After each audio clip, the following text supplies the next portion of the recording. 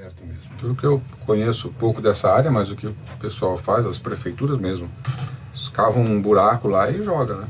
O problema é que os mais ou lixões, menos isso, né? os lixões foram criados há muitos anos e no momento que eles foram criados, eles estavam longe dos grandes centros, né? A cidade foi crescendo, foi se urbanizando e o lixão foi acabando, foi sendo incorporado à região metropolitana daquela cidade, né? Certo. E aí que acontece, essa região urbana. Então, o lixão hoje, as pessoas convivem com o lixo muito próximo de suas casas, os lixões são grandes vetores de doença, muitos vetores de doença, proliferação de animais peçonhentos e tudo mais. Contaminação, né? Do lençol freático. E aí vem essa parte, né? A emissão de metano, que é 21 vezes mais prejudicial e mais poluente que o CO2, que o carbono. Que é um gás de efeito estufa. Que é um gás do aquecimento global, Exato, né? Chamamos aqui a atenção para os desafios do aquecimento global. Aliás, tem uma coisa importante para a gente observar nessa... Os créditos de carbono, que são aqueles, para quem não conhece o crédito de carbono, é quando tem um projeto que reduz a emissão desses gases, de acordo com uma metodologia lá, elaborada pela ONU, etc. Uhum. Essa diminuição, essa redução geram créditos que têm valor no mercado, no mundo. Grande valor, inclusive. Grande valor. E cada tonelada que é reduzida, de acordo com o projeto aprovado, né, ela tem um valor de mercado, tem compradores, né, no mundo todo, países, empresas que são obrigadas a reduzir as suas emissões por força do acordo do clima, né, do Tratado de Quioto, né, o famoso Tratado de Quioto. Então eles têm que comprar, quando eles não reduzem, comprar o crédito de algum outro país. E no Brasil, os créditos que a gente conseguiu aqui já comercializar foram em cima do aterros sanitários. Do aterro sanitário, que vem dessa questão, não é? Da não emissão de metano. Mas explica para nós, como é que funciona. Até a própria Prefeitura de São Paulo, tivemos 2 leilões, né? O Aterro Bandeirantes, com a Prefeitura de São Paulo, são parceiros, né? Certo. Fizeram um projeto de MDL, porque veja bem, existe uma coisa assim, o Brasil é um dos maiores países do mundo em projetos de MDL.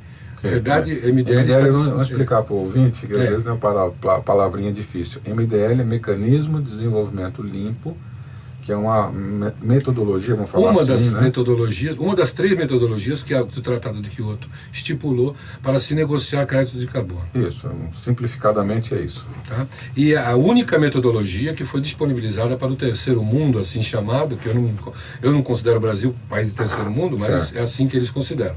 Ou melhor assim, países em desenvolvimento ou emergentes. Isso. MDL é a única tecnologia que foi estipulada pela ONU para ser usada pelos países emergentes.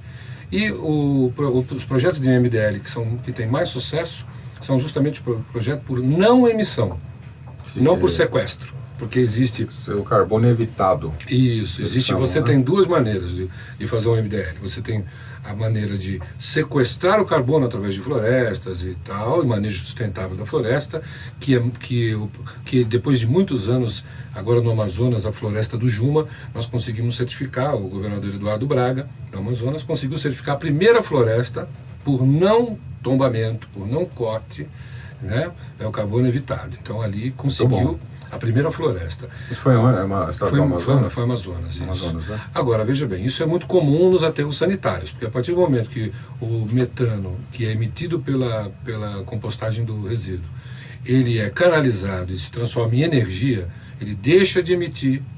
Então, por deixar de emitir, isso gera o crédito de carbono. Então, esses créditos que nós tivemos aqui nos leilões da Prefeitura de São Paulo foram por... não emitir. Alguma tecnologia que foi usada para redução dessa emissão ou foi a reutilização? Reutilização do gás, da energia. Produção em algum sistema de produção de energia elétrica? A energia foi reutilizada no próprio aterro. No próprio aterro. No próprio aterro, e parte dela pode ser disponibilizada.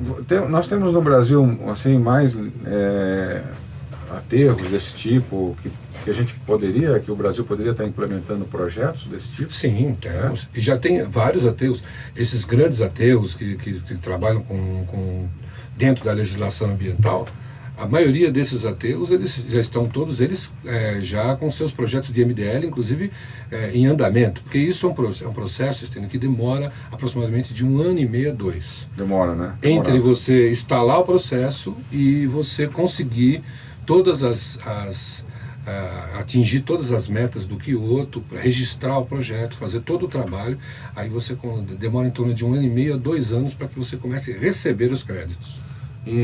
Mas tem que ser um porte razoável esses lixões, esses aterros, né? Olha, Qual que é a diferença? Vamos fazer uma pergunta aqui. Qual a diferença do lixão e aterro sanitário? Sim, é uma boa pergunta, porque muita gente não entende sobre Exato. isso. Bom, quando você fala em lixão, você fala numa área que não está pré-estipulada nem pré-determinada para receber o lixo, porque ela não teve nenhum tratamento no solo para receber esse resíduo.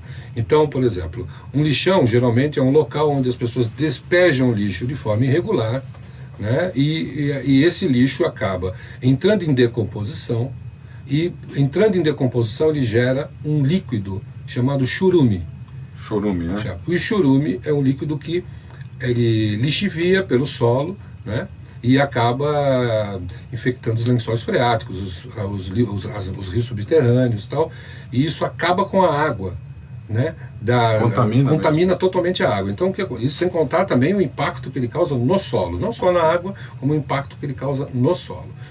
E também o lixão a céu aberto lixivia o churume e também emite muito metano na sua decomposição, o que causa a proliferação de ratos e outros animais, né? E também o povoamento enorme de urubus e animais que vivem de carniça, porque estão tudo ali. Isso causa muita doença.